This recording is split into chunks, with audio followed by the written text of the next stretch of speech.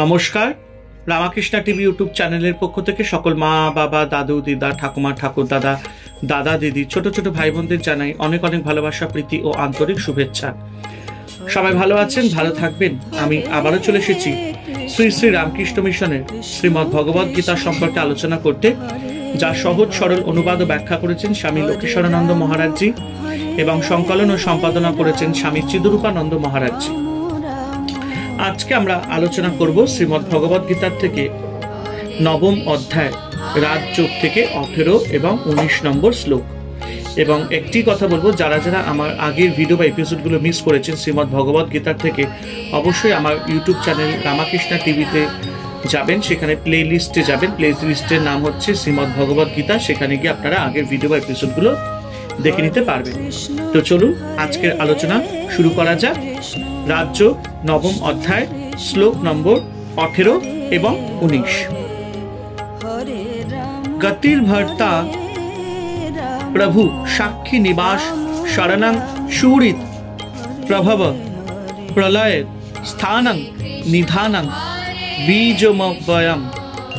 অর্থাৎ ভগবান বলছেন, আমি প্রাণীগণের পরাগতি ও পালনকর্তা, আমি প্রভু নিয়ন্তা, আমি শুভদ্রষ্টা, আমি প্রাণীদের বাসস্থান, রক্ষক, হিতকারী, স্রষ্টা ও প্রলয়কর্তা, আমি একমাত্র আধার, আমি লয়স্থান এবং আমি অবিনাশী জগৎকারণ। যোশ করে ঈশ্বর লাভ করাই জীবনের উদ্দেশ্য।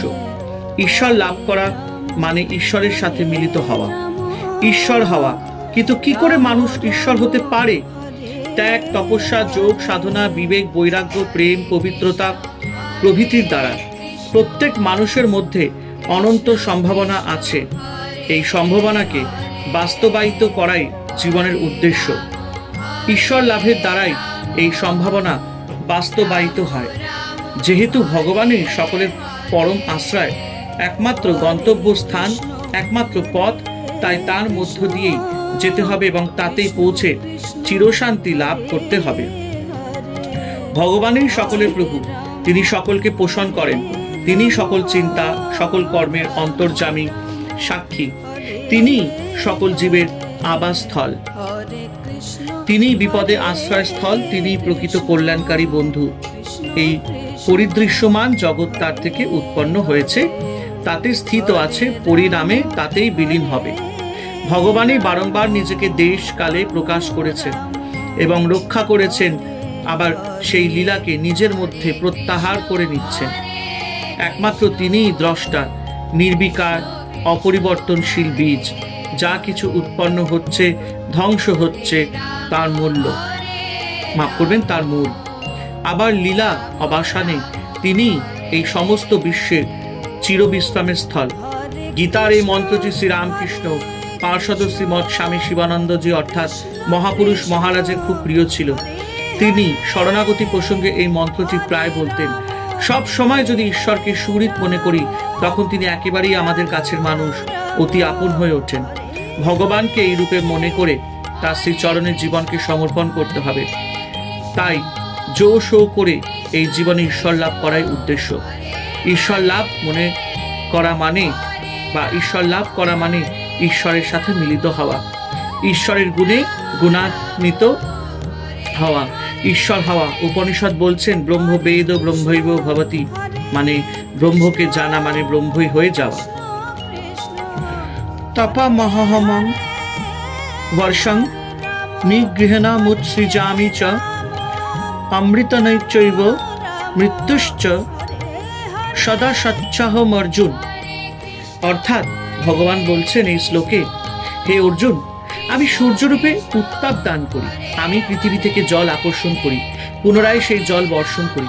আমি দেবতাদের পক্ষে অমৃত এবং মর্তবাসীর মৃত্যু স্বরূপ, অথবা আমি জীবনের জীবন ও মৃত্যু স্বরূপ। আমি নিত্য অবিনাশী আত্মা, আবার আমি অনিত্য জগৎ। সূর্য তাপ দেন, কিন্তু তিনি কে? তিনিই ভগবান। ভগবান সর্বশক্তিমান, সকলের আত্মা। তিনি তাপ দেন, আবার জলও দেন। তিনি প্রাণ শক্তি, আবার তিনি মৃত্যুর কারণ। তাকেই কেন্দ্র করে সবকিছু ঘটছে। প্রকৃতির সমস্ত ক্রিয়া ভগবানের দ্বারাই ঘটছে।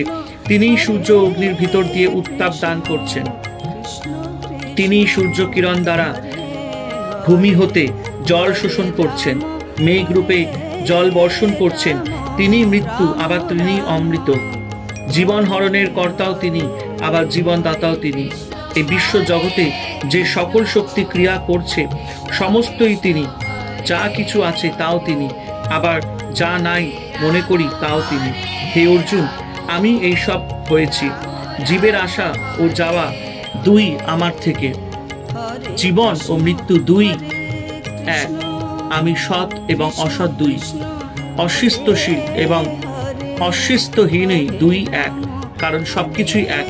জগতের আপাত বৈচিত্র্য ও বহুত্বের পিছনে যে পরম একত্ব রয়েছে সেটি হলো মূল কথা। হরে কৃষ্ণ কৃষ্ণ কৃষ্ণ হরে হরে, হরে রাম রাম রাম হরে হরে। জয় শুভ শম্ভু, জয় দেবী দুর্গা দুর্গতি নাশিনী, জয় মা কালী।